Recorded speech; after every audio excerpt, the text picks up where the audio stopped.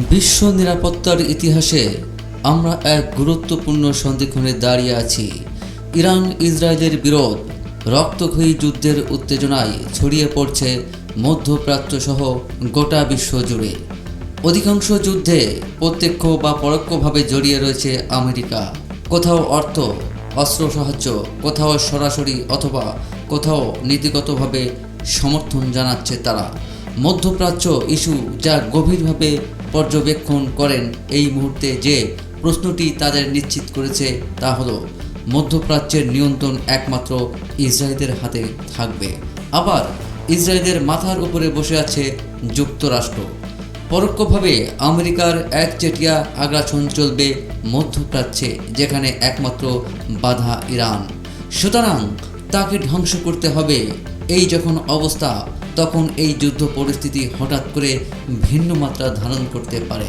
যদি এই সংঘাত দীর্ঘস্থায়ী হয়, তাহলে ইরান এবং ইসরায়েলের বাইরে দুদেশের সমর্থনে থাকা রাষ্ট্রগুলো এই যুদ্ধে জড়িয়ে পড়তে পারে। তখন তা ভয়াবহ রূপ ধারণ করতে পারে। মূলত এই যুদ্ধে যুক্তরাষ্ট্রের জড়িত হওয়ার নেপথ্যে রয়েছে ইরানের তেল শক্তি। শীতল যুদ্ধের অবসানের পর যে নীতি, অনুমান ও প্রাতিষ্ঠানিক কাঠামো আপেক্ষিক বৈশ্বিক স্থিতি নিশ্চিত করেছিল, তা এখন মোচড় খাওয়ার পর্যায়ে পৌঁছেছে। এই দশকে বিশ্বের গণতান্ত্রিক দেশগুলো যে সিদ্ধান্ত নেবে তা প্রজন্মের পর প্রজন্ম আন্তর্জাতিক নিরাপত্তা ব্যবস্থাকে প্রভাবিত করবে। ভবিষ্যতে কি আরও শক্তিশালী গণতান্ত্রিক প্রতিরোধে গড়ে উঠবে, নাকি স্বৈরতান্ত্রিক আগ্রাসন আরও বিস্তার লাভ করবে, তা এই দশকেই নির্ধারিত হবে। বিশ্ব ব্যবস্থায় এই মহারূপান্তর ঘটনার পেছনে যে বড় পরিবর্তন কাজ করছে তা হচ্ছে বিশ্ব এখন নিছক নীরব প্রতিদ্বন্দ্বিতা থেকে সরাসরি মুখোমুখি সংকটে চলে এসেছে। রাশিয়ার পূর্ণমাত্রার ইউক্রেন আক্রমণ ইউরোপ মহাদেশে আবারও যুদ্ধ ফিরিয়ে এনেছে। একই সঙ্গে অন্য স্বৈরতান্ত্রিক দেশগুলোর সঙ্গে রাশিয়ার ঘনিষ্ঠতা পুরনো নিরাপত্তা ধারণাকে প্রশ্নের মুখে ফেলেছে।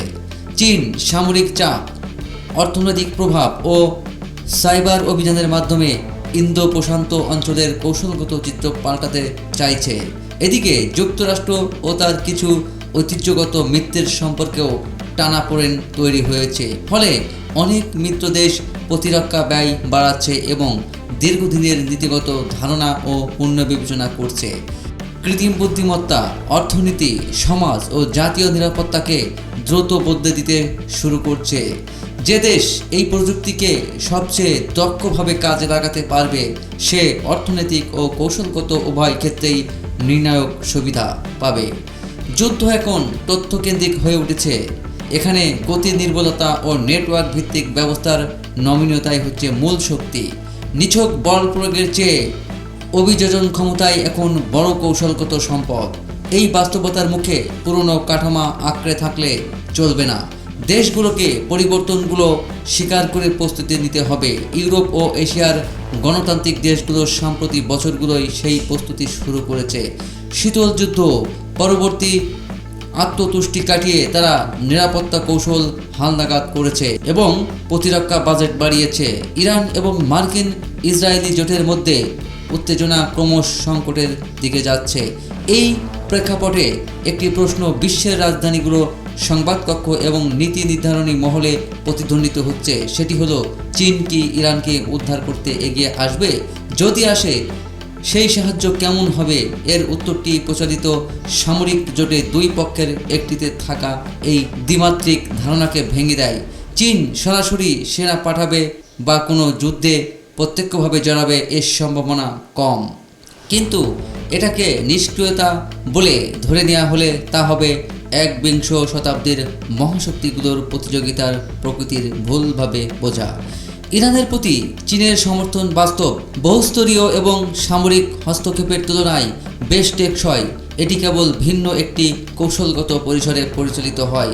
জাতিসংঘ নিরাপত্তা পরিষদে চীন নিয়মিতভাবে তার সবচেয়ে শক্তিশালী অস্ত্র ব্যবহার করে আসছে। নীতির ওপর দাঁড়িয়ে চীন তার ভেটো ক্ষমতা প্রয়োগ করে।